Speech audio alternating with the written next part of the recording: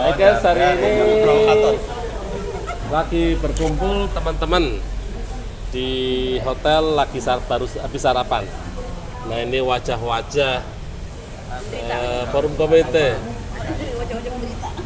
yang udah pada sarapan. Udah pada sarapan nih, kita mau ngobrol-ngobrol. Dari mana dulu ya? Oh, dari Bayai.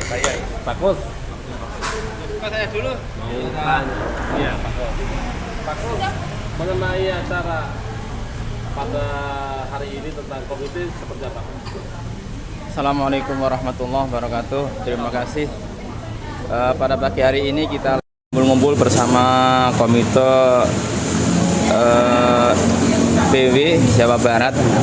Alhamdulillah kita 2 hari di Hotel Ibis Stile Cikarang, yaitu mengadakan seminar bersama Kemendikbud. Alhamdulillah sangat memuaskan sekali. Terima kasih kepada Bapak Ketua DPP komite dan juga dari Kemendikbud yang telah memfasilitasi kita untuk mengadakan seminar di sini. Mudah-mudahan acara seperti ini bisa berlanjut terus. Saya mewakili dari Forum Komite Madrasah Nasional Kabupaten Bekasi mengucapkan terima kasih sekali kepada Bapak Ketua, Bapak Agung, dan yang lainnya teman-teman. Mudah-mudahan sekali lagi bisa berlanjut acara ini, karena dengan adanya seperti ini insya Allah anak-anak didik kita baik yang ada di Kabupaten Bekasi maupun di Indonesia umumnya bisa berkembang dengan lebih baik karena adanya temuan-temuan baru atau masalah-masalah baru yang bisa diselesaikan dengan cara baik. Dan mudah-mudahan anak-anak didik kita yang selama ini sudah belajar dengan baik bisa lebih baik lagi, ya, lebih baik lagi ke depan dengan menggunakan metode-metode yang lebih baru lagi, yang menggunakan bahasa yang lebih santun lagi, karena selama ini akhlak daripada anak-anak kita, anak-anak didik kita makin lama makin kurang baik. Maka kami dari komite berharap semoga ke depan bisa lebih baik lagi. Terima kasih dari kami. Assalamualaikum warahmatullahi wabarakatuh. Pak Suwanda, menurut sampean pendidikan karakter untuk anak itu mulai umur berapa sih? Pendapat saya, kalau kita dapat ilmu narasi mengenai karakter itu dari sejak dini, Pak. Sejak dini ya? Dari PAUD. Kalau bisa, pada intinya kemarin Pak Hendarwan yang kepala Balitbang penguatan karakter itu harus lahir sudah ditegakkan gitu kan, maksudnya ibunya itulah. Jadi dengan prinsip-prinsip jangan, ya kalau kita muslim kan harus diajanin, terus ibunya dikuatkan karakternya dengan bahasa membaca Al-Quran. Di situ kan ada akhlak moralnya, biar nanti ya jadi anak yang soleh-soleha dan seterusnya itu kan. Oke, terima kasih Pak. Ya. Terus Faiz, untuk pendidikan penguatan karakter itu salah satunya seperti apa sih? Nih kita prolog dulu ya. Nah, ada bahasa sil rohiman tapuz, bersilaturahmi maka kamu akan bahagia. Nih, jadi dimulai dari silaturahmi sehingga kita bahagianya bisa bawa keluarga ke sini, ya. Bahagianya juga kita bisa saling sapa. Awalnya kita tidak kenal menjadi kenal. Awal nggak kenal sih ya, jadi kenal. Tak kenal maka tak bisa ta'aruf. Kalau tak bisa ta'aruf maka nggak bisa nambah pos baru. Ya, Galaksi Samsul. Jawaban maka deh. Bisa pos satpam, dan sebagainya. Nah, intinya saya sangat bersyukur. Nah, mengenai tadi karakter, ya. kita nih kalau orang Islam ya merujuknya tentunya kepada Kanjeng Nabi bagaimana membentuk karakter itu. Jelas dari sedini mungkin. Anjuran sholat dari usia 7 tahun. Ya, usia 10 tahun itu sudah harus digebuk. Gebuknya juga gebuk dengan pendidikan. Artinya ya bentuk pelatihan pendidikan karakter kalau kita di dalam keseharian anak-anak kita minimal dia tahu waktu main handphone sama waktu dia belajar, waktu dia ibadah, itu saja. Kalau waktu makan nggak usah ditanyain, datang ke dapur sendiri karena karakternya sudah terbentuk dari kecil. Dia pengen makan pasti teriak gitu. Udah gede dia pengen makan nyari sendiri, teriaknya digantikan sama kakinya begitu ya. Mungkin seperti itu. Oke, siap. Sip. Mister. Ya. Ada beberapa kalimat katanya itu. Ya. Namanya kejahatan pendidikan. Pendidikan itu ada kejahatan itu maksudnya apa sih? Ya. Ya. Jadi ada salah satu ahli namanya Daniel Goleman. Ini mengatakan bahwa seseorang itu harusnya memiliki beberapa kecerdasan.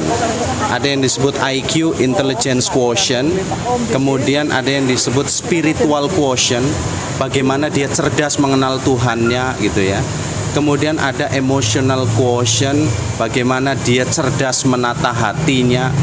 Nah, satu lagi nih yang jarang diajarkan adalah adversity quotient.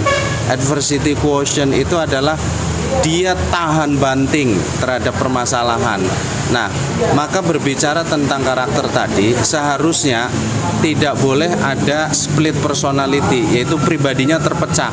Misalnya begini, ada pertanyaan, kamu punya teman nggak? Punya, namanya siapa? Namanya Karyadi misalnya gitu ya.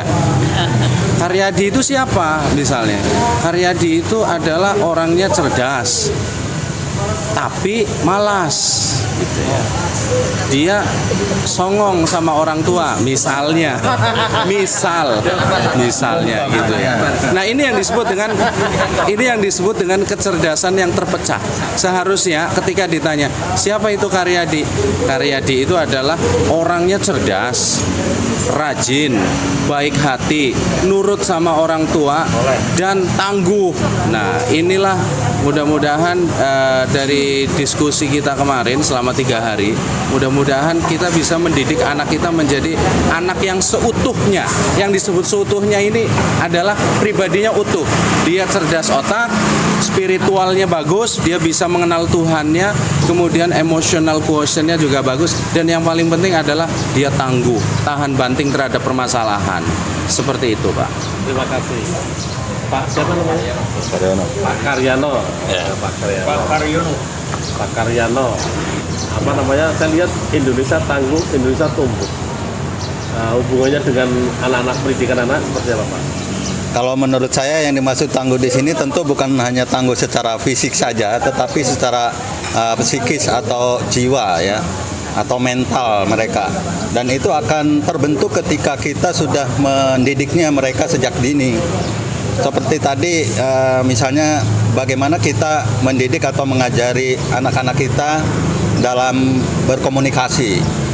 Tentu hal ini tidak secara instan akan diperoleh oleh anak didik kita. Harus dimulai dari sejak bayi ya. Sebagaimana kewajiban menuntut ilmu ya. Thalabul ilmi minal ahdi minal apa? Ilal ahdi minal mahdi ilal ahdi. Artinya kewajiban orang tua terhadap anak juga seperti itu. Bagaimana berkomunikasi dengan sesama, dengan orang tua, dengan guru dan lain sebagainya. Jadi karakter itu didasari atas kemauan dari orang tua awalnya ya. Karena sekolah yang pertama itu adalah sekolah yang diberikan oleh seorang ibu kepada anaknya, seperti itu. Karakter akan terbangun ketika si anak itu sudah mendapatkannya dari dalam keluarga ya, terutama dari seorang ibu ya. Ini menurut saya tangguh ya. Terima kasih. Bu Elvi Sukesi. Jangan Siapa namanya? Jangan susah-susah nanyanya. Siapa namanya? Bulusi. Oh, Bu Lucy, kirain Elvi Sukesi. Seorang ibu kan biasa sama anak-anak. Kalau menurut ibu cara mendidik anak yang mudah itu seperti apa? Cara mendidik anak itu mempelajari dari saya sendiri karena anak banyak. Jadi karakter anak itu berbeda. Memang karakter itu anak berbeda. Satu sama lain kita menjelaskan kepribadiannya kita kasih tahu. Memang karakter itu berbeda-beda. Cuman seorang ibu harus bisa memahami persoalan anak satu sama lain dan kita bisa membicarakan kepada anak kita dengan saksama, jangan egois, jangan memenang sendiri. Kita bimbing anak kita sampai besar nanti. Itu aja karakter anaknya. Ibu Puji. Ibu Kuswati. Bu, siapa namanya? Wisnia. Wisnia. Nah, kan itu ada yang katanya ucapan itu bagian daripada itu. Ada orang-orang tahu, oh anak kurang ajar, anak nakal, anak begini itu boleh nggak? Perhubungan. Udah apa aja. Ini perhubungan. Ininya dipakai jangan begini-gini. Antara Bu. Gimana Bu? Bagaimana Bu? Itu kan termasuk perundungan tuh yang seperti dijelaskan kemarin Pak. Jadi tidak boleh dilakukan ke anak-anak soalnya itu akan menghilangkan rasa percaya diri untuk anak-anak kita. Untuk maju ke depan itu jadinya anak itu merasa ibuku kemarin ngomong begini loh, ibuku ngomong begitu loh gitu. Jadi ada perbandingan. Jadi orang tua itu tidak boleh membanding-bandingkan anak sendiri dengan anak orang lain. Kok anak itu lebih pintar atau membanding-bandingkan suami lagi sama kayak nggak boleh. Itu aja Pak kalau menurut saya. Terima kasih. Dari Ibu? Nah, Ibu. Pak Karyadi lagi yang yang membanding-bandingkan suami yang tunggu di bawah. Saya tunggu pulang. Seorang ibu kan katanya sangat telaten mengajarkan pada anak-anaknya dari mulai sudah sini. Kalau bapak-bapak nggak percaya, mau ibu aja galak-galak. Menurut ibu bagaimana? Kalau ibu mungkin galaknya tegas, cerewet kesannya gitu. Tapi sebenarnya nggak galak secara fisik. Mungkin kalau di ini secara verbal aja ya galaknya. Tapi kalau anaknya nanti lebih digalakin sama bapaknya akan lebih marah. Padahal ibunya sering galakin anak gitu ya. Tapi mungkin secara verbal. Kalau bapaknya kadang-kadang kalau rata-rata suami itu kan emosinya kadang tidak terkontrol. Kadang Pak ya. Kadang ada yang sampai ngegentaknya tuh penuh dengan emosi banget. Kalau ibu-ibu cuma sekedar di mulut aja gitu. Tapi memang sebenarnya harusnya nggak terjadi seperti itu karena kalau di psikologi mah kalau sering ngomelin ke anak itu ada beberapa saraf anak yang akan mati karena sering digentak, diomelin. Jadi nanti nggak berkembang, otaknya kurang maksimal seperti itu. Dan itu mungkin harus diketahui oleh para ibu harusnya. Nah itu penguatan karakter itu kalau bisa di majelis taklim khususnya nih para ibu ustazah dan yang lain lebih bisa diberikan materi yang seperti ini gitu. Kan di fikih juga ada, Islam itu sebenarnya udah mencakup semuanya, cuma mungkin kalau dipraktekkan secara ini ibu-ibu tuh belum bisa karena lebih lebih main ke hati sama ini kalau ibu-ibu gitu ya. Ya, tambahan Pak, ini menarik tadi diskusinya. Jadi saya kadang-kadang heran dengan ibu-ibu ya Pak. Maksudnya gini ya, waktu kecil, anak kecil ya, ibu-ibu kan ngajarin ngomong, ayo ngomong gitu kan. Tapi begitu gede sedikit banyak ngomongnya, diam, cerewet kamu gitu loh. Makanya saya bingung nih, ibu-ibu yang bener yang mana? Ngajarin ngomong tapi begitu bisa ngomong malah disuruh diam gitu loh. Itu Pak. Mungkin ibu-ibu, ya gimana Gus? Nih Gus. Jadi pembelajaran buat para bapak, ibu-ibu itu kalau ngomong pagi, sore beda, begitu ya. Nah, biar omongannya sama, ya ATM-nya dipegang sama ibu-ibu, insya Allah aman, gitu aja. Gus, itu namanya perundungan.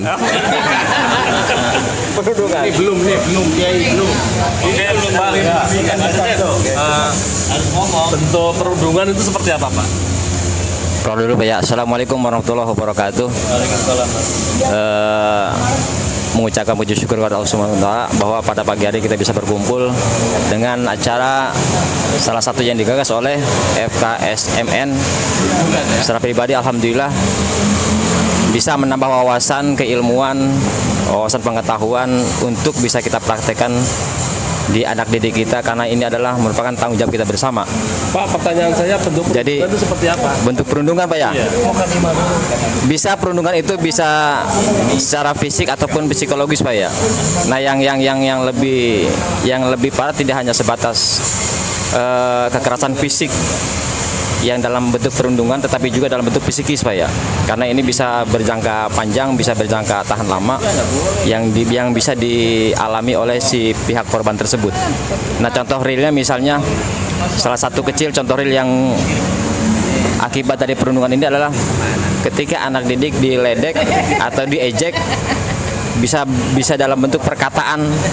Misalnya ketika memanggil anaknya itu tidak dengan anak atau dengan nama yang asli, tapi dengan memanggil nama orang tuanya gitu kan ya. Atau anak itu memang hitam gitu kan, tapi dipanggil si hitam gitu kan. Itu kan bentuk perundungan itu kan. Dalam bentuk lisan. Tetapi tidak kalah lagi juga perundungan dalam bentuk psikis Pak ya.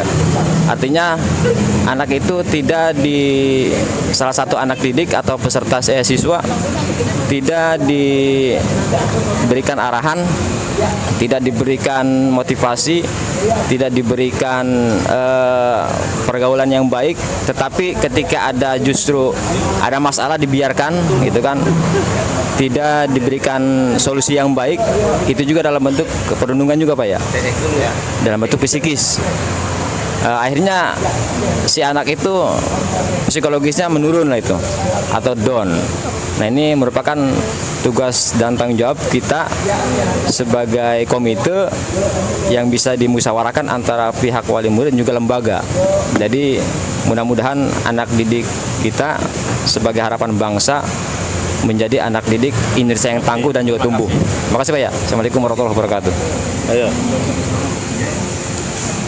Pak, kalau ada ngatain Bapak itu berkonsen kok jelek banget, itu anak kok nakal, atau kurang ajar, termasuk bagian dari perundungan nggak Pak itu? Termasuk Pak. Itu suatu perundungan bersifat verbal, karena dari bahasa saja sudah menyakitkan.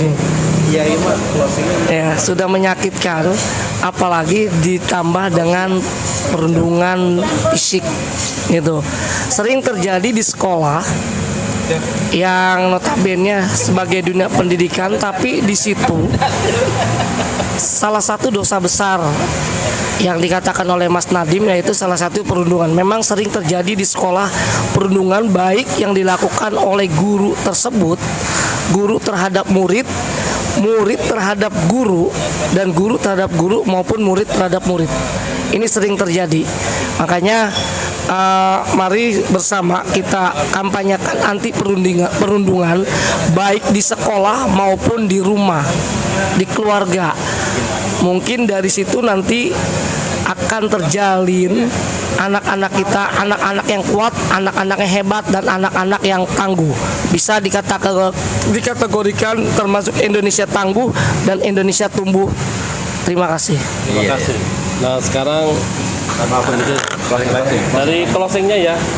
Udah sekarang ngomong apa aja silakan. Simpulan ya. Bismillahirrahmanirrahim. Assalamualaikum warahmatullahi wabarakatuh. Alhamdulillahirrabbilalamin. Amma ba'du. Yang saya hormati Ketua DPW FKKSMN Jawa Barat, Bapak Ki Haji Sugeng Budianto SPDI, yang alhamdulillah bersama istri tercinta hadir selalu mengawal kita semuanya. Alhamdulillah kita 2 hari sudah mendapatkan ilmu yang banyak. Ini menguji pada kita semuanya bagaimana kita mengimplementasikan ilmu ini ke dalam sekolah masing-masing. Di sisi lain, kita juga sudah dan akan, kalau di Kabupaten Bekasi ini saudara saya ini sudah terbentuk kepengurusannya, Forum Komunikasi Komite Sekolah Madrasah Nasional di Kabupaten Bekasi. Luar biasa, sudah hampir 3 tahun. Nah, untuk Provinsi Jawa Barat, kita tunggu nanti tanggal 15 Desember 2021. Di situ akan dilantik wajah-wajah penggiat pendidikan, terutama di komite. Tidak lain adalah untuk mensiarkan bagaimana forum komite ini, ya, Forum Komunikasi Komite Sekolah Madrasah Nasional di Provinsi Jawa Barat.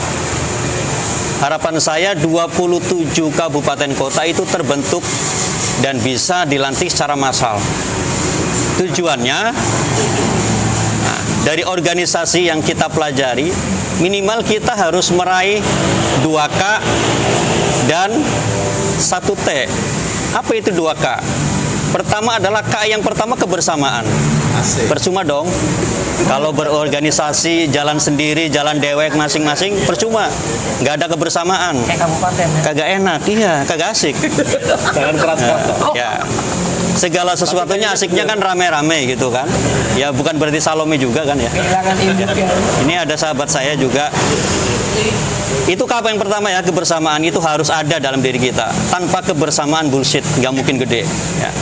Kemudian K yang kedua adalah ketaatan kita. Ya. Ketaatan kita ini harus kita jalankan.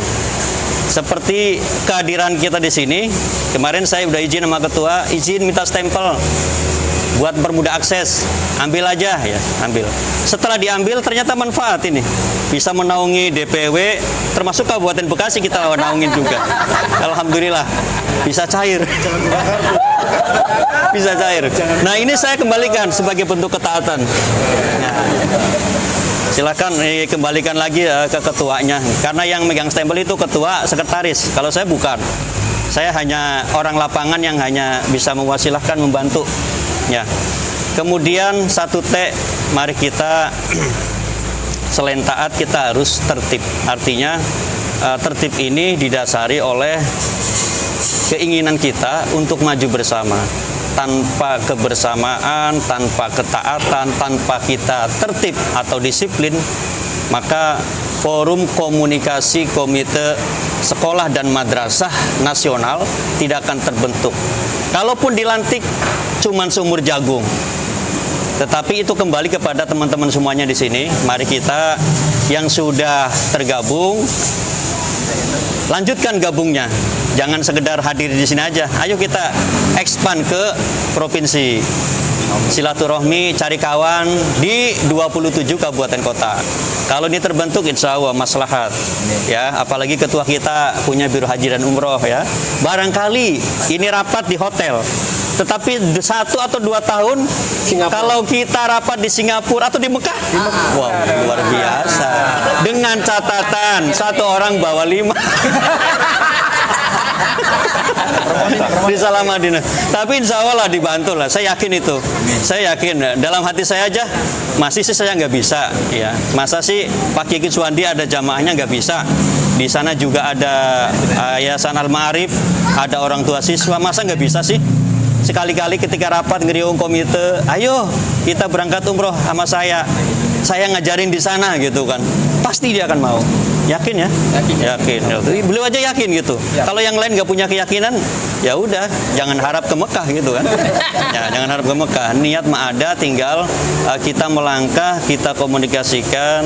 Ya, kemarin juga sudah diajarin bagaimana kita menyikapi medsos, memainkan medsos, berperan aktif di medsos. Saya kira itu aja, Pak Ketua. Ya, saya kira itu aja, Pak Ketua. Terima kasih.